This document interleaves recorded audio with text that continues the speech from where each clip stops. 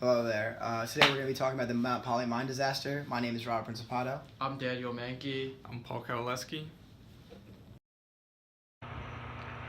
Before we get into our presentation, here's a quick outline of topics we're going to go over. Firstly, we're going to talk about what the Mount Polley Mine is in general, what the Mount Polley Mine disaster is, the damages from this disaster, how people responded to this failure, how the soil failed in this disaster, some construction strategies to be implemented and done in the future so this does not take place, and demographics of people affected and reaction in this region.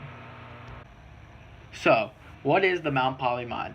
The Mount Polley Mine is an open pit copper/gold mine located in south central British Columbia. The property encompasses 20,113 hectares comprising of 7 mining leases totaling 2,007 hectares and 46 mining claims encompassing 18,106 hectares. This mine is run by Mount Polley Mining Corporation. Additionally, the mill in this mine processes about 18,500 tons per day, and all this concentrate is trucked to Port of Vancouver. We can further break this down into different resources mines such as copper, gold, and silver, which you can see the bottom right of the presentation on how many pounds/ounces of these are produced per year. Additionally, the mine was first commenced operations in 1997 and has a current mine life to 2026. The Mount Polley Mine disaster happened early in the morning on the day of August 4th, 2014 with a partial breach of the tailings pond dam. This breach released 10 million cubic meters of water and 4.5 million cubic meters of slurry into Polley Lake. The slurry of tailing and processed water carried fallen trees, mud, and debris, destroying Hazelton Creek, which flows into the Pollock Lake and continues to Quasnell Lake. On this day, the mill was shut down and placed on care and maintenance status. Water is used in the process to concentrate the ore from the mine. This tailing pond is where all the wastewater goes to allow the waste materials to settle out. This pond includes waste material suspended in water, but also additional material used in the mine mill to extract ore. This pond is not considered a dump as it has no oil in it. The only thing in the pond is sediment, which is very fine wet clay. The water in the pond is milky green due to suspended particles, and the sediment in the pond may contain various amounts of heavy metals. The surface area of this tailing pond is 170 hectares. And in the next part, there is a video explanation of what happened at the failure site.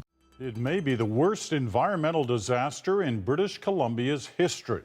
Yesterday morning, 10 million cubic meters of wastewater containing dangerous chemicals poured into local waterways when the earthen dam surrounding a tailings pond collapsed.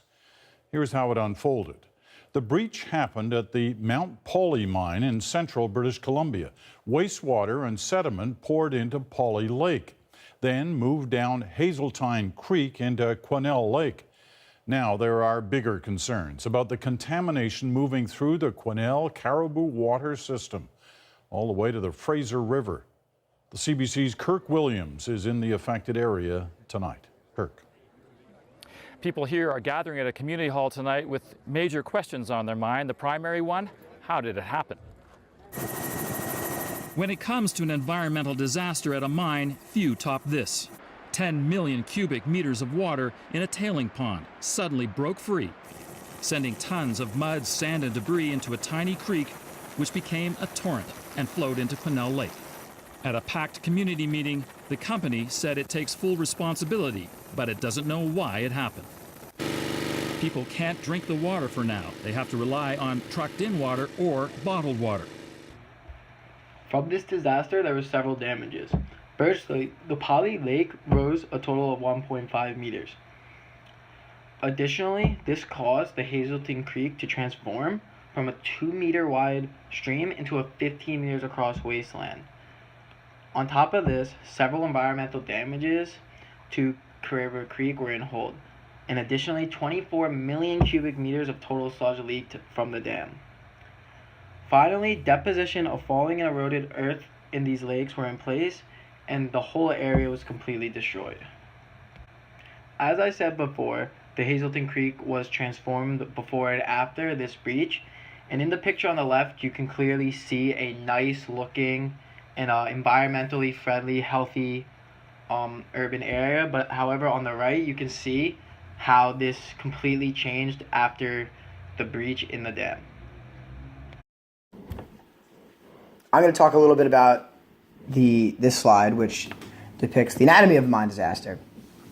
It's an aerial shot of the entire area with zoomed in pictures of areas of concern or areas of interest to you, the person who wants to learn more about the Mount Polley Mine disaster.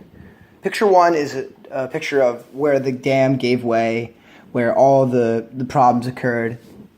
And as you can see, there's a rather abrupt cut in the wall where the contaminants contained in the pond managed to overflow from the containment area, and it all just came crashing down and took out the wall.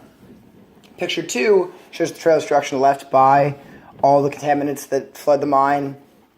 What's most shocking here is not only that just the size of the area that gets cut across, but just the difference in color. You can really see just how polluted what left the tailings pond is as compared to the water in the surrounding areas. Picture three shows the Hazelton Creek. It's a bit more of a zoomed out picture, but it does again show you where the tailings pond contaminants left and begin to destroy the area. And picture four is another picture that allows you to get a bit more of an idea of the quality of the water leaving the tailings pond, and it's really rather devastating to see what this did. This breach led the state of British Columbia into local emergency. On August 6, 2014, Caribou Regional District declared a local state of emergency in several nearby communities. Luckily, by August 12th, the Interior Health resined the ban on drinking water in this area to only the impacted zone directly after the breach. The impacted zone consists of Polley Lake, Hazelton Creek, and any area within 100 meters of shoreline sediment deposit where Hazelton Creek meets into Quasnell Lake. Water tested in these regions had very high chronic levels of zinc, which can be dangerous to the environmental and human health. So in this slide, we're going to take a look at the immediate actions taken by Imperial Metals following the disaster. 2 days after the breach occurred, an action plan was submitted to the British Columbian Ministry of the Environment, or the BCMA, with three primary goals. These included the preliminary environmental impact assessment, an environmental monitoring system, and stopping flow from the tailings impound. So the preliminary environmental impact assessment was a chance for them to take stock of all that had occurred, figure out exactly what was going wrong and how they were going to be able to fix it as compared to how things were previously. Environmental monitoring would have involved making sure that the cleanup steps that they took were as effective as they wanted them to be, so they'd be able to observe the area and see that things were going back to normal, or at the very least, as described by them, back to regulation. And finally, stopping flow from the tailings impound is the most important one of these steps. It's to make sure that they are able to repair to a reasonable degree the damage that was caused. This included two steps. The first of these took place in August and involved sediment and erosion control steps taken to kind of slow the water flow from the tailings area, allowing for a small improvement in the water quality overall. This was a preliminary step taken so that in September, when they built a berm, this would stop the spread completely. It made it a lot easier than just controlling the flow as large as it was by diminishing it so that it was an easier to contain piece. Now for how the soil actually failed. The mine was built on an unstable foundation underlain with glacial silt. The failure is linked to the original design. Glacial silt is a fine sediment deposited by retreating glaciers. It is less stable than other layers such as rock or compact soil. It consists of fine-grained, silt-sized particles of rock, generated by mechanical grinding of bedrock by glacial erosion. This design failed to account for the glacial silt underneath the tailings containment pond, which led to structural inefficiencies that caused the dam to collapse. Also, after the 1997 completion, every year they began to add to the height of it. Loads on the mine increased as a result, which led to the foundation becoming weaker and weaker year after year. In 2006, the operator ran out of rock fill, and to account for this, they changed the slope of the dam to a steeper angle, which is supposed to be corrected at a later date but never was. An investigator, John Horgan, said the report suggests a staggering failure in governance. The design was flawed, but every time they amended the design, 13 total times, the government had an opportunity to revisit the design to ensure the public interest was protected, and they did not do that. This is a preventable accident.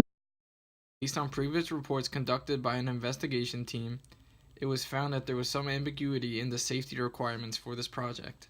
Geotechnical engineers needed to question the adequacy of the soil at the original site.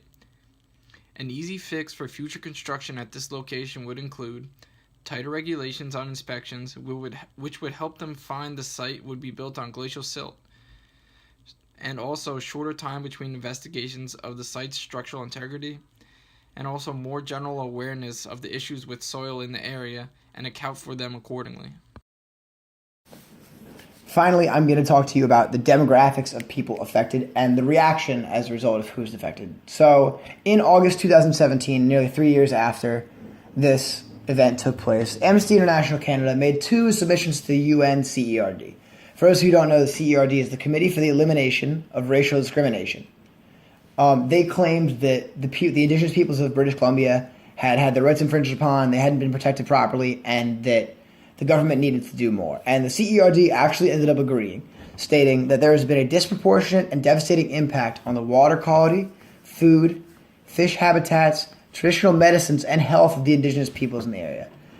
They came up with several ramifications they hoped that Canada would make. These are still kind of in the works. I can't guarantee that these are being taken care of, but they were really disgusted with the way the government had handled this because it ended up leaving the Indigenous peoples of the area to fend for themselves, to try to get damages and things on their own against a very large company, when really the government should have been there doing the inspections of the site, making sure that they, as citizens of that country, were being protected. So some of the recommendations include the immediate construction of the Site C Dam in northeast British Columbia after the tailings pond failed and its effects were mitigated to a degree. They tried to start rebuilding the tailings pond, which I believe they have finished, but they, at the UN, wanted them to stop that. They wanted to make sure that before they made any jumps and leaps like that, that they were monitoring the impacts of the disaster and ensuring that they weren't farther reaching than they initially suspected.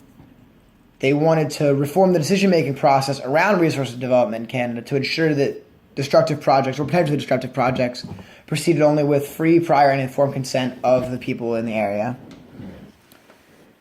And those were the ones that had to do with the disaster. There were other ones. They wanted to ensure that Indigenous women and girls had equal access to emergency shelters, that they weren't being ignored when it came to missing persons cases, and detention of children and immigration detention. But those didn't so much have to do with the Mount Polley Mine disaster as they did have to do with the treatment of Indigenous peoples in Canada overall. Now on to some of the effects and costs associated with the failure. No charges or fines were actually filed against the parties responsible. The citizens and taxpaying people of British Columbia are now on the hook to pay nearly $40 million to clean up this site. People of British Columbia have signed a petition against paying this amount of money with nearly 30,000 signatures.